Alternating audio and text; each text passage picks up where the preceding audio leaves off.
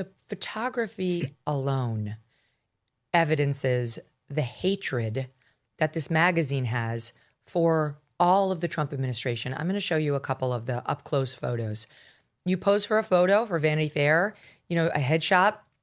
I think the common understanding would be that you're going to get a three-quarter, like a top third of your body, portrait, like from the chest up. Look at Susie Wiles. Can you see this on your monitor? Yeah. It's worse than a mugshot. It's even in the mugshot, they give you a little bit of collarbone. For the listening audience, it's literally from her chin up to her forehead in a facial expression where she looks like shocked. Mm-hmm. It does look mugshotty. Mm-hmm. It's not flattering. And she actually is a beautiful woman. You can easily get a good shot of Susie Wiles. Look at Caroline Leavitt. Stand by. Yeah. I mean, come on. That is Caroline Leavitt. I'm sorry, but it's such an extreme close-up. It doesn't even look like her. You can't even tell it's her, but it is. Yeah. It's her, but you can see the little needles from where she clearly had her lips done, which is something a lot of women do. But that is 100% by design. Yeah, they wanted to embarrass her. Like, fuck you. So she, you know what? I don't get my lips done, but I do get a bunch of needles in my face so they can inject a bunch of botulism in there and poison my forehead muscles. I think I don't think I'd appreciate it if that were close up on camera in Vanity Fair. Megyn, my kids would call that a 0.5.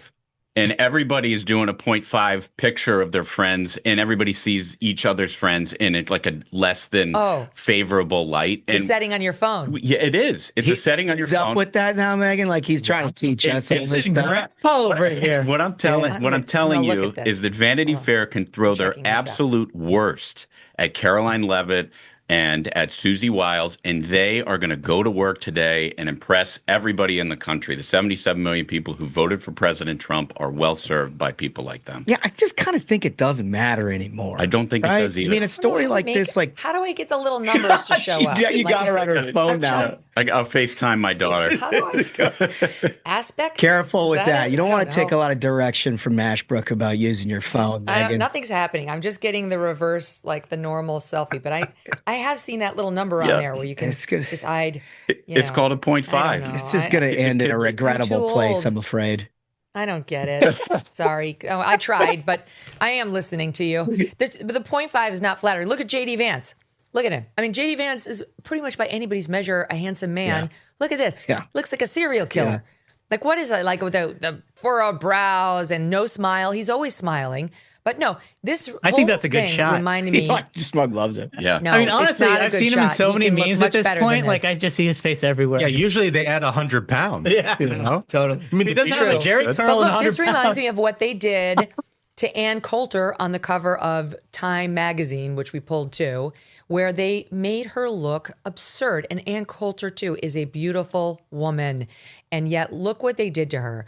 And by the way, she's statuesque. Like, she's very tall, very lean, something most people would like to be.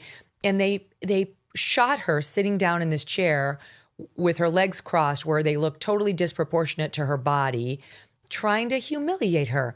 Like, not to mention, this happened to Sarah Palin when she was running as McCain's running mate. Like, it's very dicey for a conservative to sit for a photo shoot with a magazine that hates them. You really are taking a risk. And I feel bad for the administration because I think they probably trusted Susie that we're going to cooperate with Vanity Fair. We're going to be happy with how this turns out. And there is no way anybody is happy with how this article turned out. Hey, Megyn, I have a question for you because I agree 100% that like the left and the journos on the left, they save their most visceral hatred for conservative women. Yeah. And I'm wondering if like you've ever felt that way in something that's covered you. Mm. Oh, I mean, many times. I mean, just any day of the week, pick up the Daily Beast and you'll see yet another hit piece on me saying like, I should be canceled. My career should be over. How'd that work out for you, Daily Beast? Anyway, it's like you just get used to it. Yeah. So I am of the mind that if you willingly go into the belly of the beast, like I sat with the New York Times 6 months ago, whenever that was, you got to be ready. You've got to like fight. You know, you've got to make sure when they're bringing you to the thin ice, you know you're there and you don't just sink. Like, make sure you get your points in. And ideally record it yourself so that you can fight back if the piece drops, and think about what the point of doing it is. Yeah, that's right. I sat with the New York Times because I actually thought it would be valuable for their listeners, their readers, to hear what I had to say about the times and the state of media. I actually thought they should listen to me. I can explain a few things to them about why they're so clueless on things like Joe Biden's mental acuity. But you have to do it eyes open and not thinking this is going to be a nice piece. Here's one more. This biased writer. He writes about how the deportations, many who they've grabbed in these raids, have been U.S. citizens or were entitled to be here. Not long after the El Salvador deportation fiasco, in Louisiana, ICE agents arrested and deported two mothers, along with their children, ages 7, 4, and 2, to Honduras. The children were U.S. citizens, and the 4-year-old was being treated for cancer. Wiles couldn't explain it. Well, I can. The mothers were illegal. Yep. And they said to the mothers, you got to go. Do you want your kids to stay here with a relative, or do you want them to go with you? And the mother said, with me.